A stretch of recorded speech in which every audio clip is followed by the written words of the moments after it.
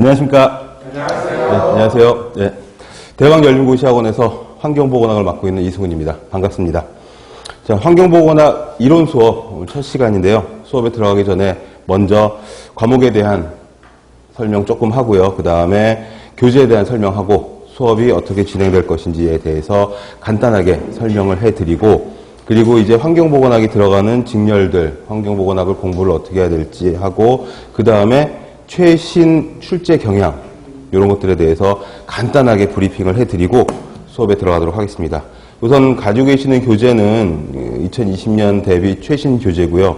최신 교재에는 최신 기출 문제들이 다 수록이 되어 있고, 그리고 바뀐 법령들, 환경보건 쪽은 특히나 관련 법령들이 종류가 굉장히 많고 1년에도 한두 번 이상씩 개정이 되는 수가 있어서 계속 업데이트된 그런 법령들을 보시고 공부를 하셔야 됩니다. 그리고 환경부 환경직 문제 같은 경우에는 50문제나 출제가 되기 때문에 그 50문제 오지선다 중에 굉장히 많은 종류의 법령에 관한 문제들이 나오고, 법령은 더더군다나 최신 법령들이 굉장히 중요하기 때문에 업데이트된 법령, 새롭게 만들어지는 법령, 최근에는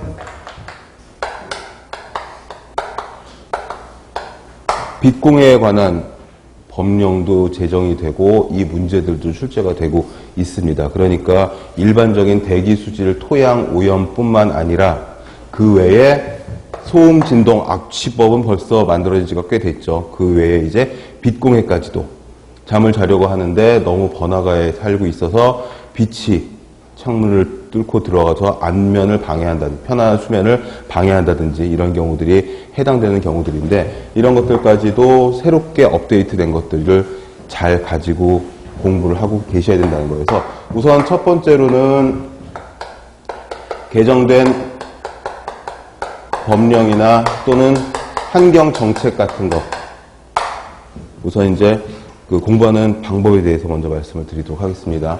개정되는 법령은 지금 말씀드린 것처럼 새롭게 만들어지는 법령들이 꽤 있거든요. 이게 이제 예전 것도 중요하지만 뭐 수질이나 토양이라든지 대기에 관한 그런 그 수치가 나와 있는 법령도 중요하지만 새로운 법령들도 굉장히 중요하니까 이걸 잘 알고 있는지 모르고 있는지 이런 것들을 물어보는 문제가 잘 나오고, 그 다음에 이제 환경 정책들, 미세먼지 저감 대책 이런 문제들이 매년 출제가 되고 있거든요. 그러니까 최근 3, 4년을 통틀어서 미세먼지, 주로 PM2.5에 대한 그런 문제들이 많이 대두가 되고 있다 보니까 비가 오는 날도 어떨 때는 미세먼지 농도가 굉장히 나쁜, 매우 나쁜 경우가 있거든요.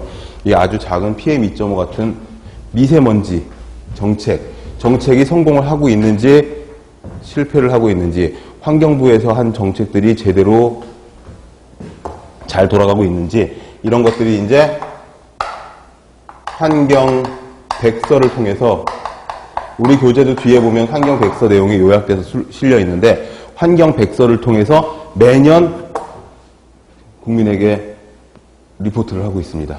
그 내용들도 나오니 이것들도 가끔 체크를 하셔야 합니다.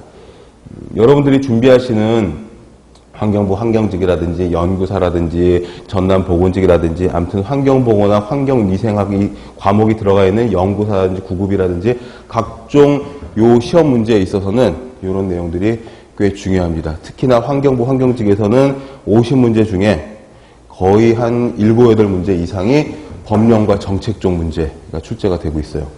그리고 두 번째로는 이제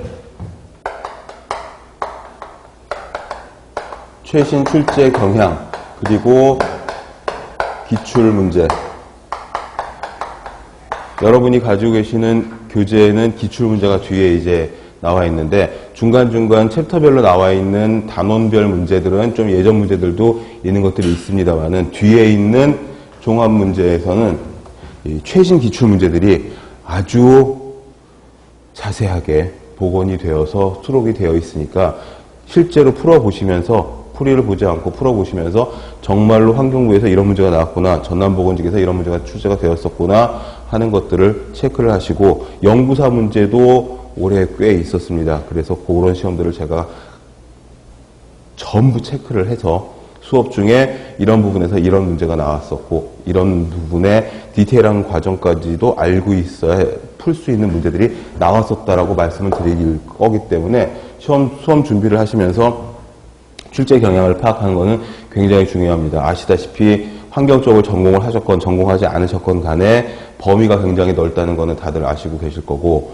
환경 관련 법령이 볼륨이 굉장히 크다는 것도 알고 계실 것이기 때문에 이런 첫 번째, 두 번째 내용에 초점을 맞춰가지고 공부를 하시면은 도움이 꽤 되실 겁니다. 그리고 첫 번째가 되게 중요하고요. 수치 같은 것들, 새롭게 만들어지는 것들, 정책 같은 것도 중요하고, 두 번째 이제 출제 경향 이런 것들 되게 중요하고요. 그 다음에 빠질 수 없는 세 번째가 이제 기본 개념이어서, 환경공학 같으면은 아예 공학 쪽 개념이어서 좀 다르지만, 환경보건, 환경위생 들어가는 이 보건이나 위생 쪽에 들어가는 부분은 이 공중보건학이나 보건학이나 예방의학이나 뭐 이런 것들과 다 겹치는 부분들이 굉장히 많이 있어서 범위들이 되게 넓어서 보건, 환경, 거기다가 위생, 이게 전부 다 뭐 곤충학도 들어가고 식품위생도 들어가고 감염병도 환경과 굉장히 연관이 깊지 않습니까? 이런 것들이 들어가 있기 때문에 이 과목에 대한 기본적인 개념들, 그 다음에 넓은 범위, 이것들을 다 우리가 커버할 수 있는지 그 부분에 대해서 과제, 교재에 다 꼼꼼히 수록이 되어 있기 때문에 이 부분에 중점적으로 설명을 해드리면서 진도를 나갈 겁니다. 그리고 교재를 보시면 첫 번째, 두 번째 장이 보시면은 이런 식으로 이걸 삽지라고 하더라고요. 그 출판사에서는 삽지라고 해서 그 요약을 해서 들고 다니면서 외울 수 있는 그런 중요 부분들을 자를 수 있는 그런 코팅이 되어 있는 종이로 만들어 놨습니다. 보시면은 환경부 조직표가 나오는데, 환경부 조직표 역시 보시면은 19년 2월 기준 이렇게 되어 있는데, 시험 보시기 전에 환경부 홈페이지 들어가서 조직표를 한 번 더 체크를 하시고 시험을 보시는 것을 권합니다. 이 환경부 홈페이지 들어가서 조직표를 보시기가 좀 번거롭다 싶으시면은 아시다시피 네이버에 가시면은 제가 운영하고 있는 카페가 있어서 거기 질문방에다가 질문을 올리시면 제가 링크도 걸어드리고 아니면 긁어다가 캡처해다가 답변을 달아드리고 있으니까 항상 업데이트된 내용, 항상 최신의 내용들을 가지고 공부를 해야 된다, 이렇게 생각을 하시면 좋겠고요. 그 옆에 있는 이 두 번째 페이지에는 환경부 외청 소속기관, 산하 공공기관 이런 것들이 나와 있는데 18가지 뭐 한 10여 가지 되고 막 이렇습니다. 이것들도 자주 나오는 파트여서 특히나 환경부 소속기관 잠깐 보시면은 화학물질안전원이 12번째인가 있고요. 그 밑에 한강홍수통제소부터 영산강 홍수통제소는 요게 또 가장 최근에 업데이트된, 올해 초인가 작년 말에 업데이트된 내용이어서 요런 새롭게 추가된 내용들이 시험 문제에 나오기가 굉장히 쉽습니다. 산하 공공기관도 마찬가지로 환경 보전에